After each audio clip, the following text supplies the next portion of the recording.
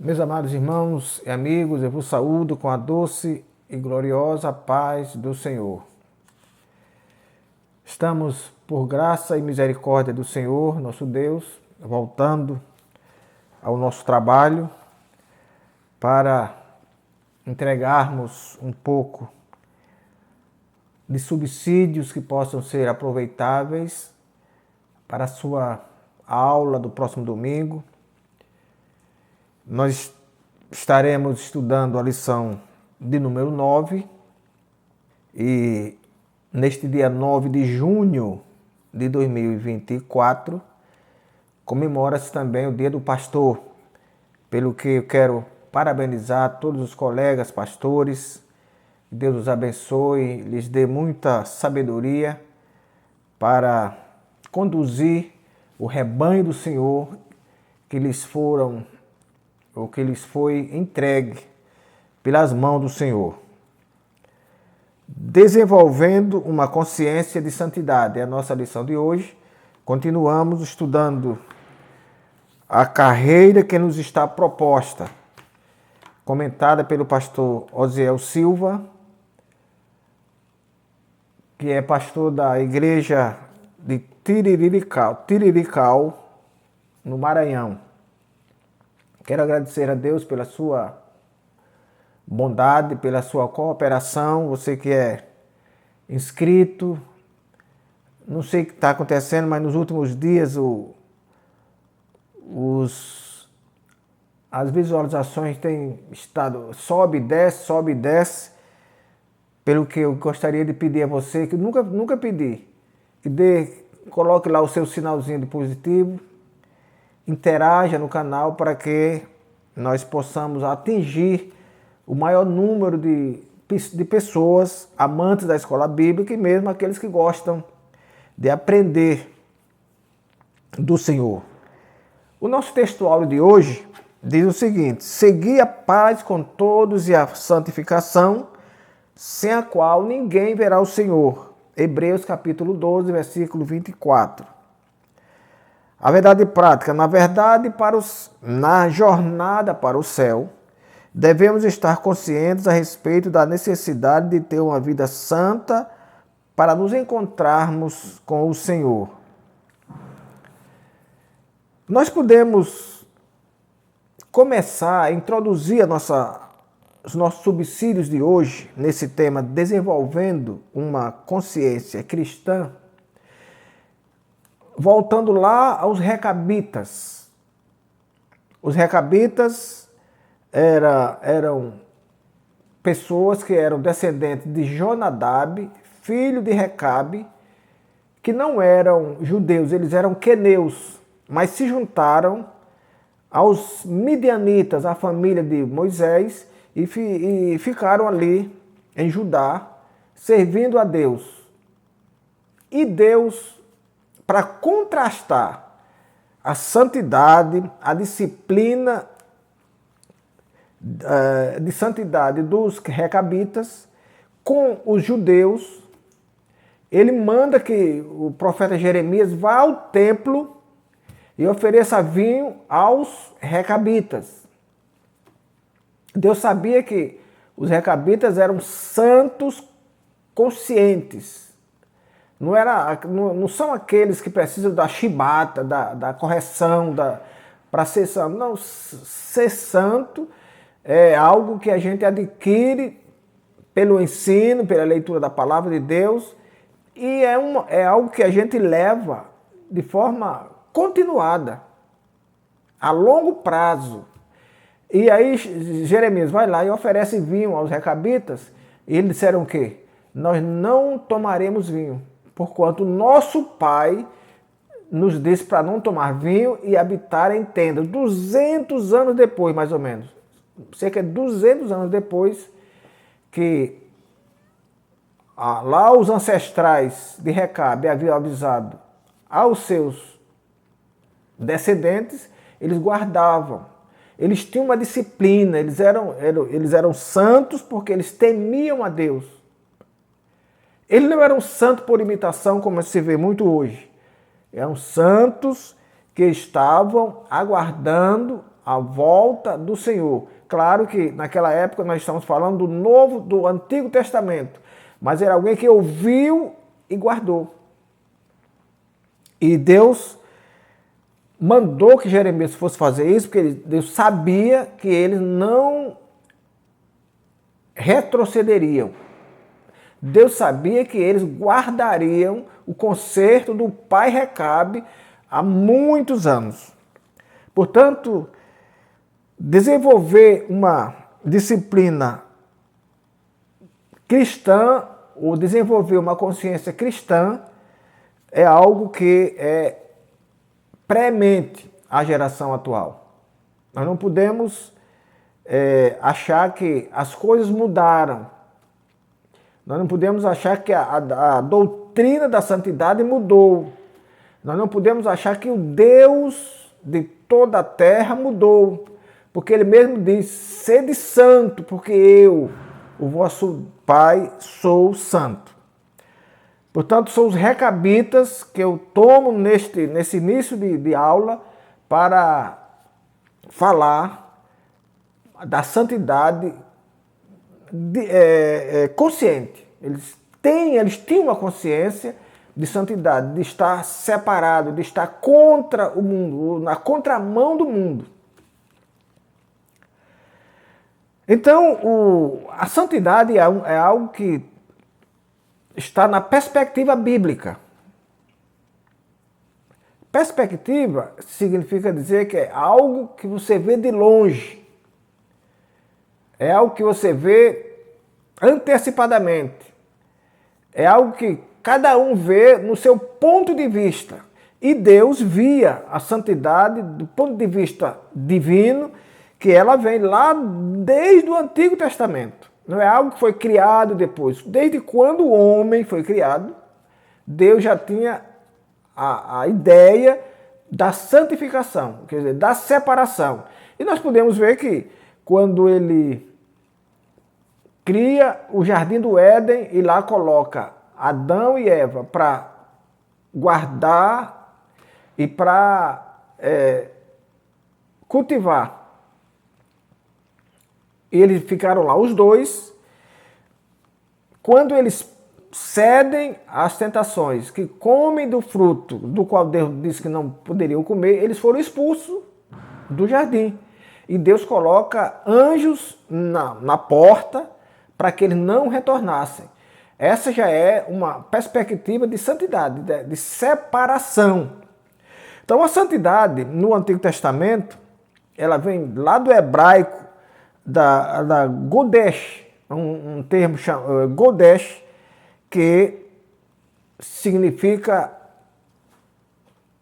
estar à parte, pôr à parte, estar separado. Então a santidade é isso. Nós não podemos servir a Deus vivendo com o mundo. Nós não podemos servir a Deus imitando o mundo. Porque a santidade, a santificação é exatamente a separação do mundo, é viver diferente. Ah, pastor, mas é difícil viver diferente. Pois é, sendo difícil ou não, para ser santo tem que viver diferente do mundo. Então, no Antigo Testamento já havia a perspectiva bíblica da santidade e da santificação. E a Bíblia diz que nós devemos seguir a santificação, sem a qual ninguém verá o Senhor. Está escrito em Hebreus capítulo 12 e versículo 14. No Novo Testamento, esse termo vem do grego higiadzo. Higiadzo, tornar santo, purificar, tornar santo, isto é, consagrado ao Senhor. Quando Deus instituiu o nazireado, ele disse que a navalha não subiria à cabeça de Sansão e ele serviria para estar com o Senhor. Ele estaria separado para o serviço do Senhor. Então, é a santidade do Novo Testamento. E essa santidade, meus amados amigos e irmãos, ela é algo exigida. É uma santidade, uma santificação exigida. Porque na nossa caminhada, e essa caminhada é exatamente a trajetória que nós temos aqui até chegar no céu, e que essa caminhada começou lá no Calvário e ela vai até o céu. Então, essa caminhada que nós temos, que nós estamos palmeando aqui, ou palmilhando aqui, ela exige que sejamos santos, que sejamos diferentes. Não há como alguém servir, como eu digo, vou repetir, não há como alguém servir a um Deus santo sendo impuro. Como é que eu vou servir a Deus santo se eu sou impuro? Como é que eu vou servir a alguém que anda corretamente se eu não ando corretamente? Não há harmonia entre a santidade e a impureza. Não há harmonia entre o santo e o profano. Para eu servir a Deus, para eu ser santo, para eu servir um Deus que é santo, eu tenho que ser santo também. Eu vou ler com vocês aqui, no livro do Gênesis, capítulo 2, e versículo 3, que fala lá do Godesh, do termo hebraico. E abençoou Deus o dia sétimo e o santificou, porque nele descansou de toda a sua obra que Deus criara.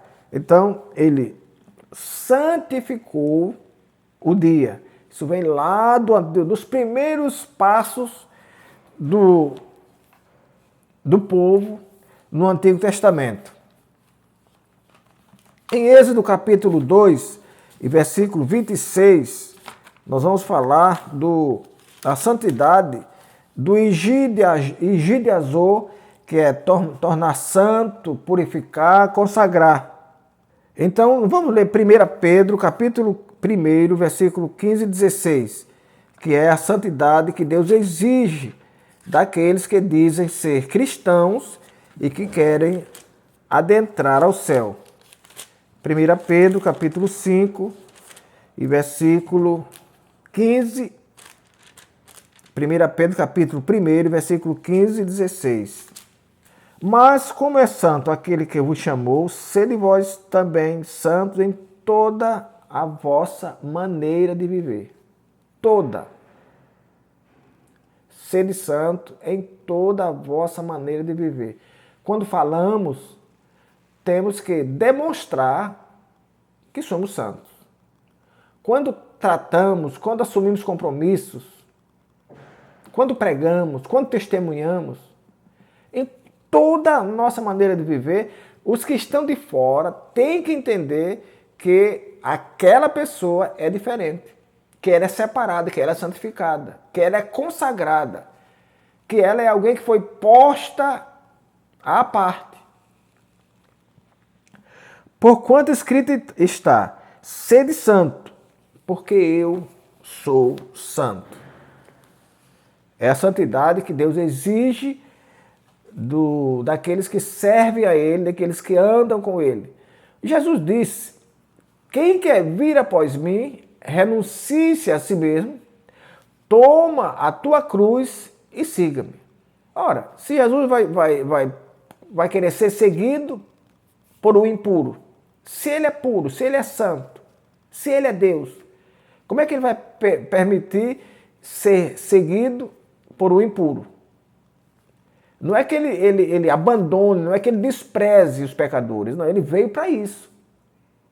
Ele disse que veio buscar e salvar os que se haviam perdido. Então, a razão do ministério do Senhor Jesus Cristo, a razão da morte dele na cruz do Calvário é exatamente salvar.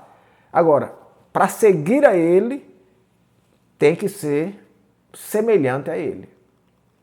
Tem que ter tido os pecados perdoados e tem que ter uma vida ilibada, uma vida de acordo com os ditames da Bíblia Sagrada. A santificação tem estágios. Quando nós aceitamos a Jesus, nós sabemos que não é uma coisa estanque. Você aceitou Jesus e logo você é santo. Porque tem os estágios.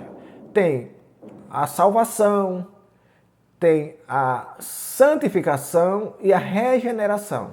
Então, quando nós aceitamos a Jesus, isso leva um tempo para que as nossas práticas mudem e para que nós vamos nos separando cada vez mais, deixando. Eu me lembro que quando aceitei Jesus, eu tinha um amigo com quem eu sempre tomava uma cervejinha e num bar que tinha ali, eu não me lembro bem, ali no edifício Oviedo Teixeira, lá na rua da frente. Ele era gerente de uma loja, eu ia para lá. Quando ele fechava a loja, a gente passava ali e sempre tomava uma cervejinha. E quando eu aceitei Jesus, eu não quis deixar logo de ir. Eu fui. Ele foi, inclusive, meu padrinho do casamento. Ele já morreu. E quando ele parou na frente do bar, desceu, eu não desci. Ele disse, não vai descer não? Eu disse, não, rapaz, eu não estou bebendo mais não. Ele já sabia que eu era evangélico, mas não estou bebendo mais não. Eu vi que ele não gostou, nunca disse, então por que veio? E eu também só fui naquele dia. Porque as minhas práticas agora eram outras. Eu teria que agora me acompanhar com outras pessoas, com outros. A amizade continua, mas eu não tenho mais como andar com essas pessoas. A Bíblia diz, anda com sábios e serás sábios. Se eu ando com pessoas que eu andava anteriormente, então cadê a transformação? A palavra de Deus, ela transforma, isto é, ela coloca a pessoa em outro patamar. Ela tem que viver de outra forma. Então, são os estágios da vida cristã. Primeiro, quando nós aceitamos Jesus, essa aceitação, ela funciona como um ato de separação do mundo. É o que eu acabei de dizer. É um ato de separação do mundo. Eu não vivo mais conforme vivia ontem. E o apóstolo Paulo diz isso muito bem. A vida que eu vivo na carne, não mais vivo eu, mas Cristo vive em mim. Então, primeiro passo, um ato de separação do mundo. Um ato de abandono das práticas anteriores. E isso exige muito esforço. Muito esforço. Eu não vou dizer que é fácil, não. Porque quem faz a transformação é o Espírito Santo, mas eu tenho que me esforçar também. Glória a Deus. Depois ele funciona como um processo que vai fazer com que o cristão torne-se semelhante ao Senhor. Quer dizer, que as suas práticas, os seus atos, os seus compromissos, a sua maneira de viver, agora vai ser semelhante à do Senhor. Ela agora, tudo que ela fazia, como Paulo diz, quem mentia não mente mais. Quem roubava, não rouba mais. Quem vivia nas farras, bebendo, não faz mais isso, porque agora você é semelhante a Deus. Você agora é diferente. Glória a Deus.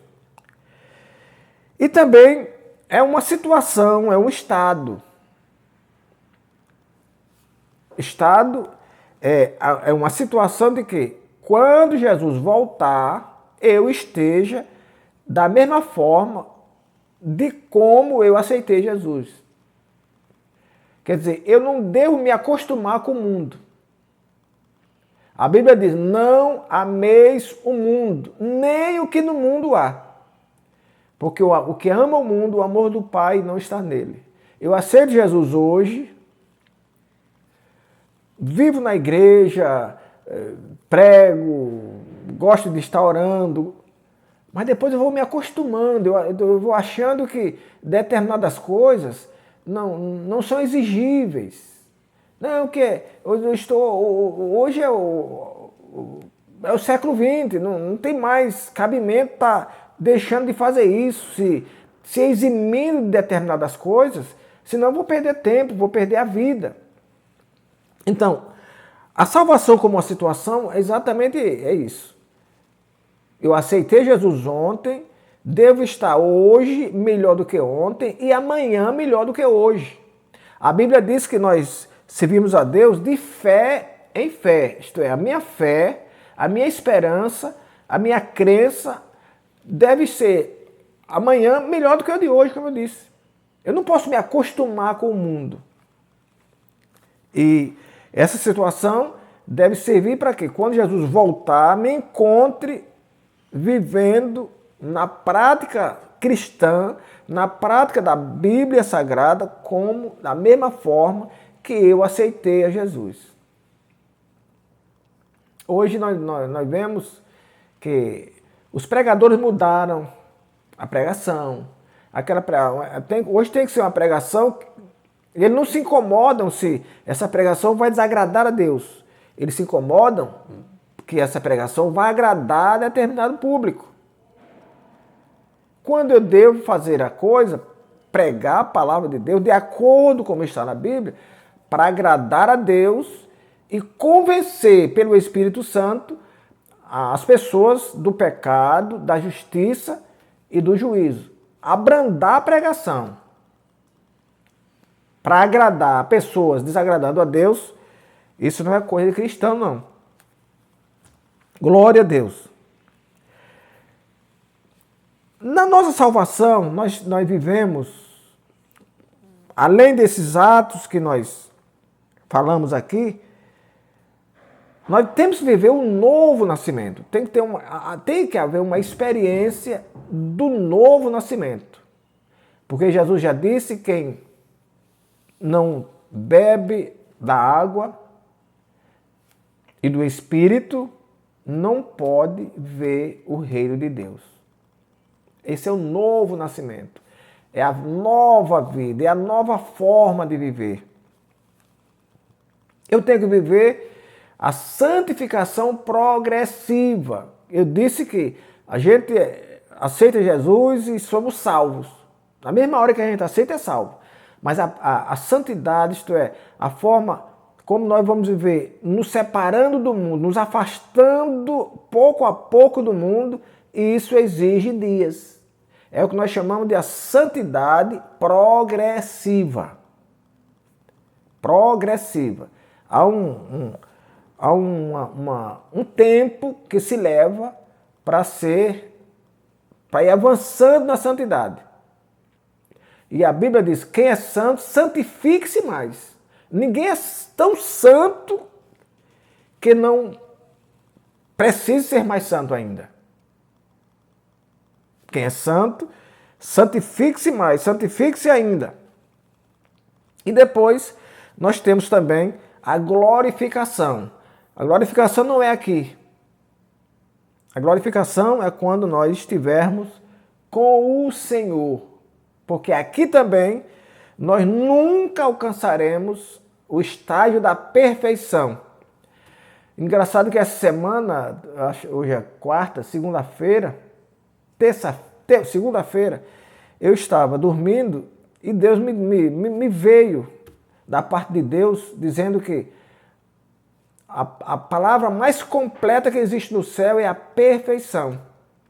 E me trouxe alguns exemplos da Bíblia com a palavra perfeição. E me levou lá para quando os discípulos estavam proibindo que os pais daquelas crianças viessem a Jesus para tocá-lo.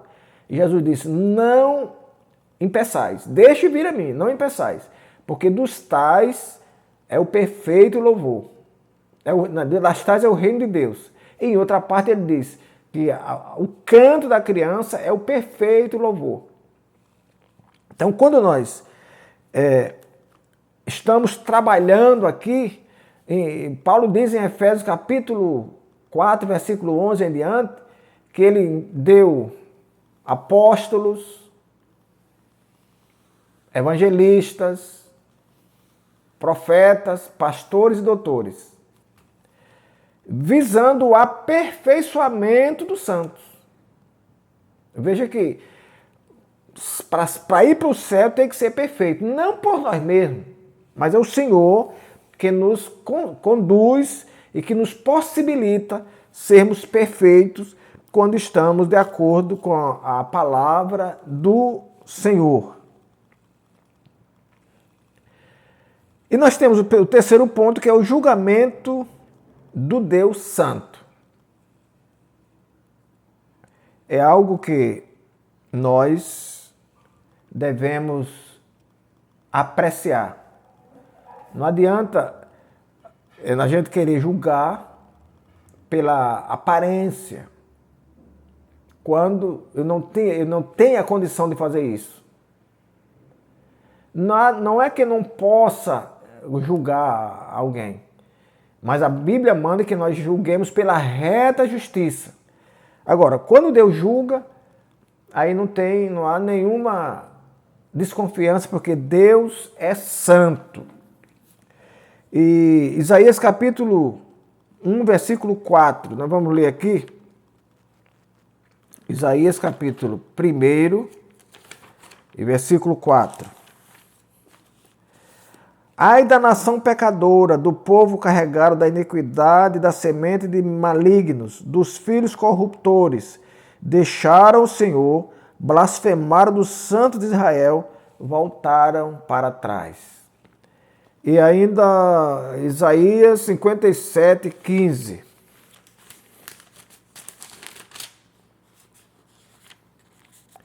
Porque assim diz o alto e o sublime, que habita na eternidade e cujo nome é santo.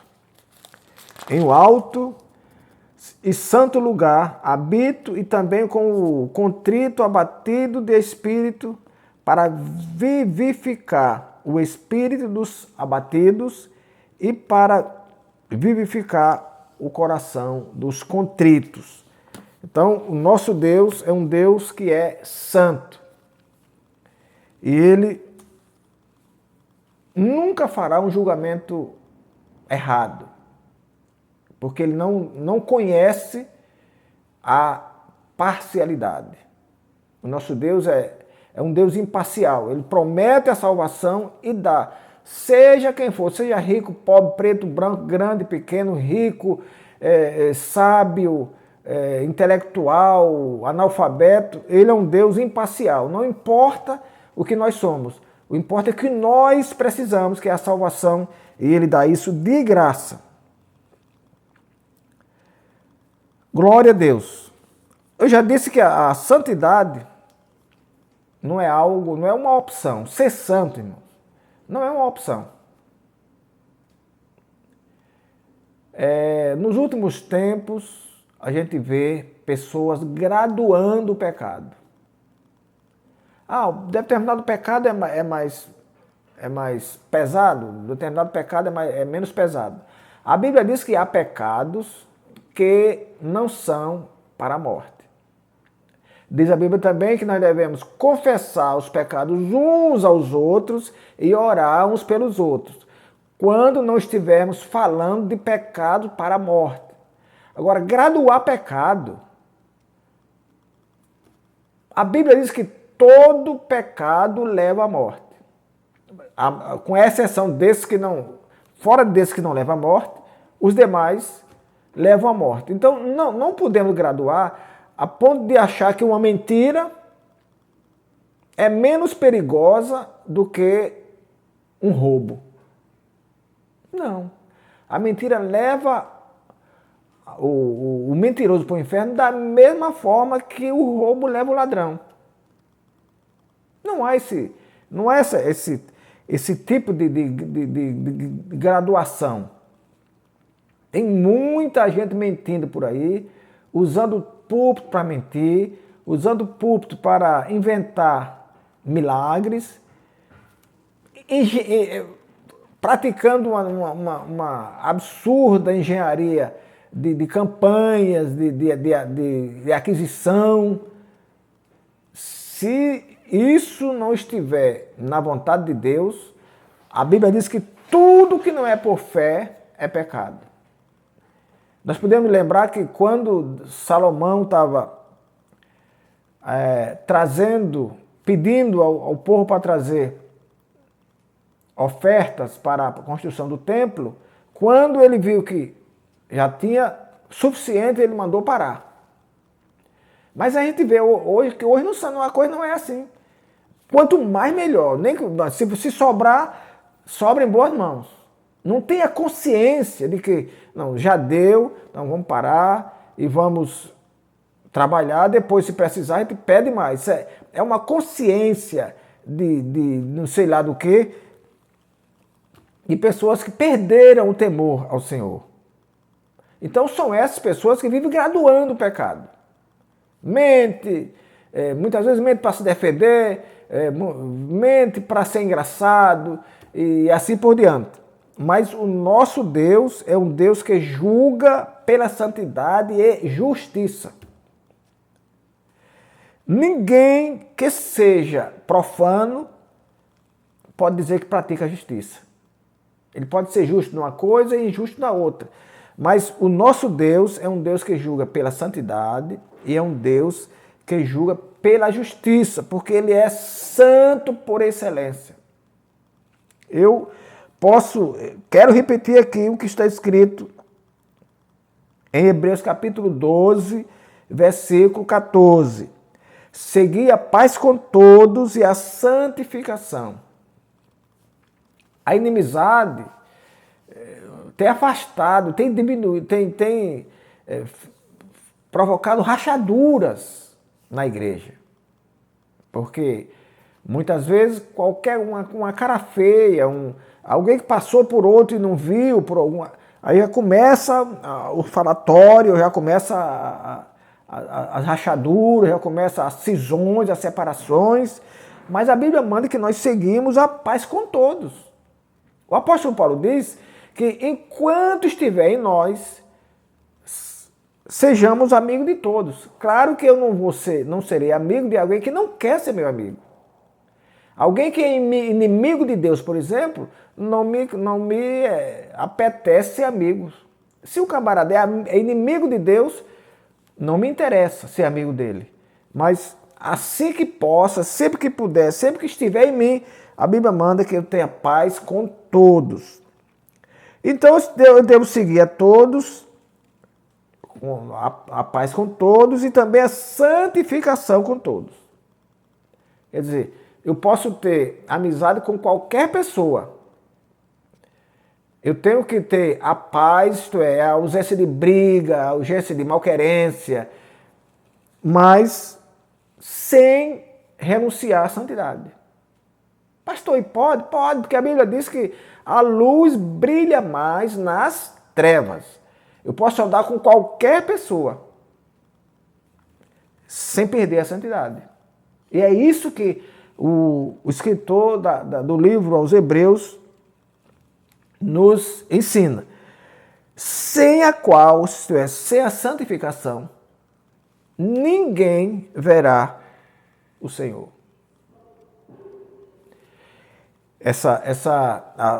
A afirmação aqui, ninguém verá o Senhor, não é o ver, avistar, não.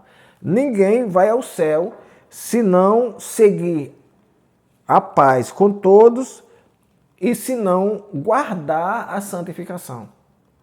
Portanto, ser santo e ser justo é uma herança que nós adquirimos do próprio Deus, porque Ele tanto é justo como Ele é santo. Salmo 145, 17, nós vamos ler aqui. Salmos 145, 17. Olha o que diz. Justo é o Senhor em todos os seus caminhos e santo em todas as suas obras. Justo em todos os caminhos e santo em todas as suas obras. Então, eu posso andar com quem for, viajar, trabalhar, mas a minha santidade, as minhas obras de santidade, eu não posso me afastar, eu não posso renunciar. E ainda Salmo 96, 13. Eu estou falando de um Deus que é santo e de um Deus que é justo. Ante a face do Senhor Vamos ler aqui o 12 também. Alegre-se o campo com tudo o que há nele. Então se regozijarão todas as árvores do bosque ante a face do Senhor, porque vem a julgar a terra, julgará o mundo com justiça e os povos com verdade. Glória a Deus. Então, essa é a consciência de santidade que nós devemos ter. Eu tenho que ser santo. Lá nas casernas militares a gente fala muito de disciplina consciente. Disciplina consciente. Não precisa estar sendo punido, sendo chamado a atenção, sendo humilhado. Não é preciso. A disciplina consciente, tanto quanto a consciência da santidade, ela vem pela internalização da palavra de Deus. Jesus disse aos fariseus, ao povo que eu ouvia, disse: vocês examinam as Escrituras porque julgam ter nelas a vida eterna. Mas depois não querem ter vida. Isto é, depois que descobrem que é dela que vem a vida eterna, pelas regras que existem nela, as pessoas se desviam e não querem ter vida. De forma que devo sempre, até que Jesus volte, desenvolver uma consciência de santidade. Quer dizer, eu devo ser santo independente de onde estou. Se está chovendo, se não está, se estou com a barriga cheia, se não estou. Independente de qualquer situação que me cerca, eu devo ser santo. Porque eu sirvo a um Deus que é santo e ele não abre mão da santidade daqueles que o seguem. Que o Senhor nosso Deus nos abençoe e nos guarde. E até o nosso próximo encontro. Inclinai os vossos ouvidos e vinde a mim, ouvi e a vossa alma viverá.